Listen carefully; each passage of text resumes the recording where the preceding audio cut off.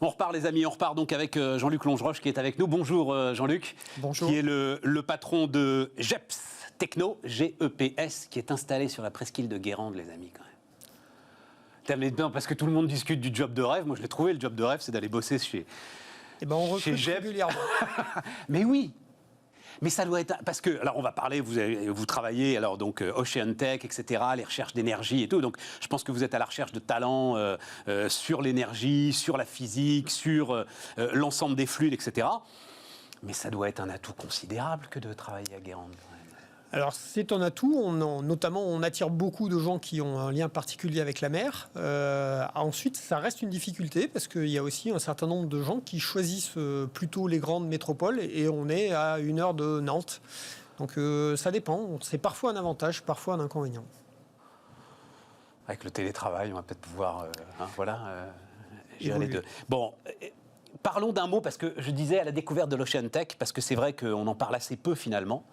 C'est l'un des versants de cette richesse des océans finalement à exploiter sur lequel vous vous penchez vous, c'est l'énergie, mais d'une manière générale. Est-ce qu'il y a là aujourd'hui, et alors particulièrement avec la façade maritime qu'on a nous, des richesses inexploitées, un potentiel sur lequel on n'innove pas assez et on ne va pas assez travailler? Comment est-ce que vous voyez les choses? Alors, c'est sûr qu'il y a un potentiel. Alors, inexploité, je ne le dirais pas, parce qu'il y a énormément aujourd'hui d'initiatives liées à l'océan, au sens large, qui... je pense à l'algoculture, je pense aux choses dans l'aquaculture, il y a forcément l'énergie. Jean-Luc, à chaque fois, c'est des petites initiatives, c'est des labos de recherche, c'est des choses comme ça. Mais regardez tout simplement sur l'éolien en mer, mais on a un retard, je ne sais pas, peut-être de 10 ans par rapport aux Britanniques, par exemple. C'est certain. On est quand même en train de le combler à marche forcée. Hein. Ouais. Aujourd'hui... une de nos filiales est chargée de faire toutes les mesures de vent préalables au lancement des nouveaux appels d'offres éoliens en mer pour la France.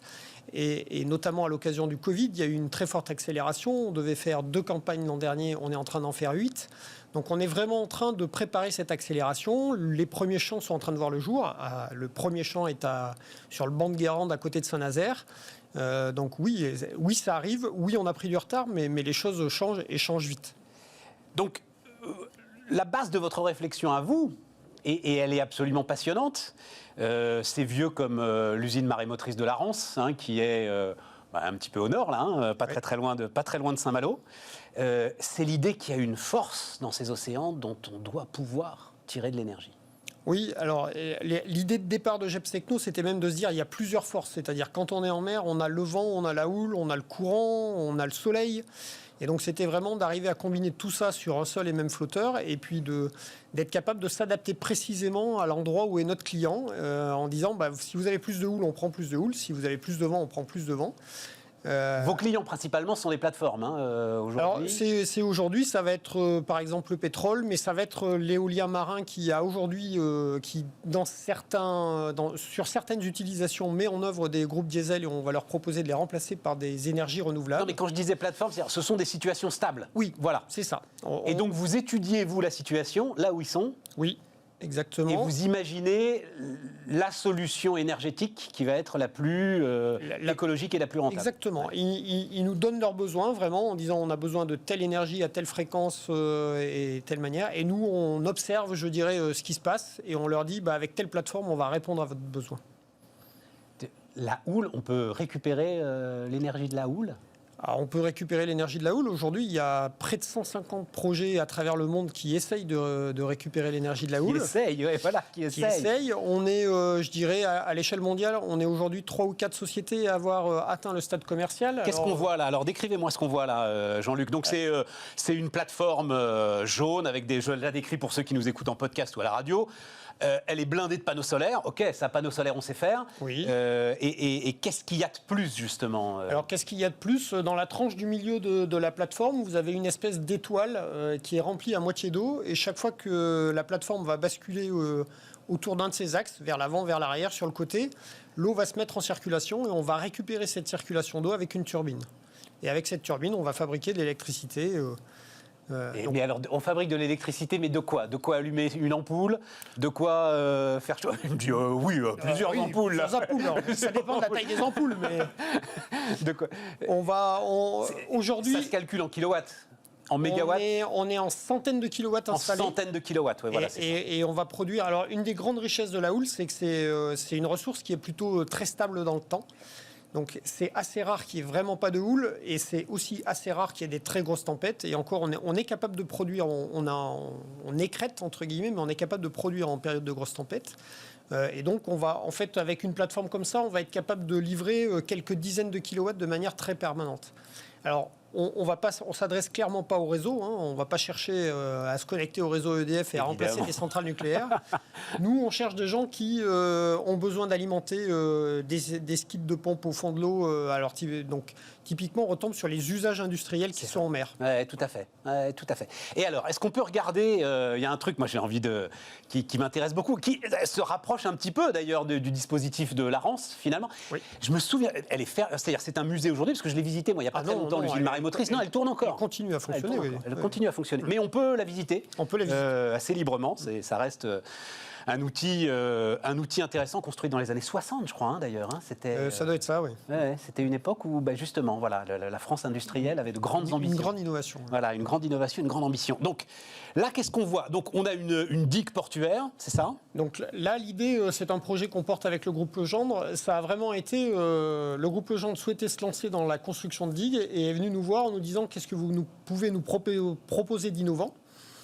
Et donc, on a proposé de récupérer l'énergie des vagues, plutôt qu'elles viennent se casser sur la digue et qu'elles ne servent à rien. On a installé un dispositif complètement différent de celui de nos plateformes, à l'intérieur de la digue. Donc, c'est un système de volets qui va d'avant en arrière. Mais alors, c'est des volets qui font la taille de la digue. Attention, je veux le préciser. Donc, c'est des volets qui font quoi, 1,50 m, 2 mètres de haut, là non, c'est des volets qui font 6 mètres de haut par 20 mètres de long. Ah ben... oui, voilà. On fait rarement dans le petit. En mer, ceci dit, en mer, 20 mètres par 6, c'est une taille tout à fait raisonnable. En quelle matière ? Aujourd'hui, les premiers prototypes seront avec un volet métallique et une ossature béton. Voilà, c'est ça.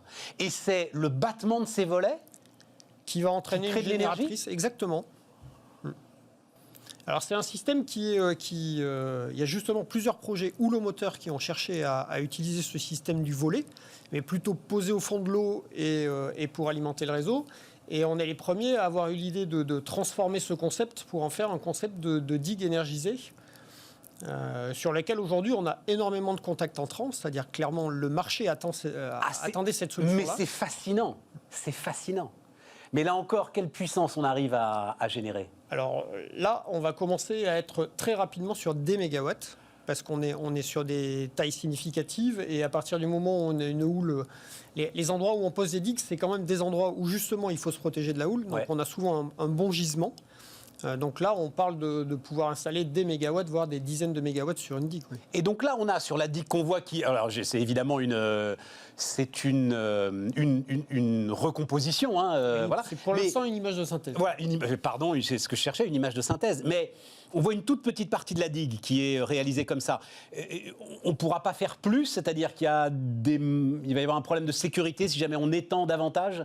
Non, absolument pas. Cette image, en fait, elle reflète ce qui devrait...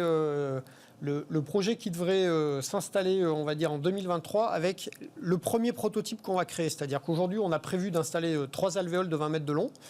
Mais ceci dit, si c'est convaincant et si les collectivités territoriales de la zone concernée sont intéressées, on peut tout à fait... Alors, on ne fera jamais toute la digue, puisque évidemment, la partie de la digue la plus proche de la terre récupère peu de houle et c'est un peu un non-sens économique. Je comprends. Mais par contre, on n'a aucune difficulté j'ai envie de dire... On a vu quelques appels d'offres passer. Et donc ce sera où ça? Parce qu'on voit bien la baie derrière, ça fait village breton, un peu Bretagne Sud. Aujourd'hui, on est en discussion avec la région Bretagne pour essayer de trouver la bonne localisation pour installer cette première digue. Ah oui, c'est l'image parfaite effectivement de la baie du village breton. Là, ouais, vous l'avez parfaitement recomposé. Et cette énergie, elle ira alimenter quoi à ce moment-là? Des services portuaires? Alors, évidemment, on va essayer de privilégier plutôt l'autoconsommation, parce que les zones portuaires sont des zones dans lesquelles il y a plutôt beaucoup de consommateurs électriques. Mais on pourrait imaginer des choses un peu différentes, comme par exemple produire de l'hydrogène pour alimenter directement des navires de pêche à proximité ou d'autres navires. Donc il y a plusieurs utilisations. Juste pour terminer... je dois avouer, alors je crois que c'était Naval Group qui avait immergé, mais alors ça s'appelait une hydrolienne, hein, Oui. ça s'appelle d'ailleurs toujours, je crois qu'elle est toujours au fond de l'eau et puis que... Non, ou alors ils l'ont Je sorti. pense qu'ils l'ont sorti, oui. Ils l'ont sorti, oui, je crois qu'ils l'ont sorti d'ailleurs justement. Mais vraiment quelque chose de gigantesque qui alors aspirait l'énergie des courants marins et notamment du plus puissant peut-être du monde, je crois, au large de la pointe du Raz. C'est-à-dire on ne peut pas voir trop gigantesque non plus. C'est toute la difficulté dans laquelle vous êtes aujourd'hui. Ça reste de l'expérimentation. Alors, je dirais pas ça. Chez GEPS, on défend un principe qui est de dire ça sert à rien de fabriquer quelque chose de 500 mètres de diamètre si on n'est pas capable de le réussir sur quelque chose qui fait 10 mètres de diamètre. Et donc, on a systématiquement la plateforme qu'on voyait tout à l'heure, qui fait aujourd'hui 24 mètres de long. On a commencé par faire des plateformes de 3 mètres de long qu'on vend aujourd'hui, qui marchent. Et donc, ce qu'on sait faire sur 3 mètres de long, on commence à bien savoir le faire sur 25 mètres. Et peut-être qu'un jour, on le fera sur quelque chose de 100 mètres de long.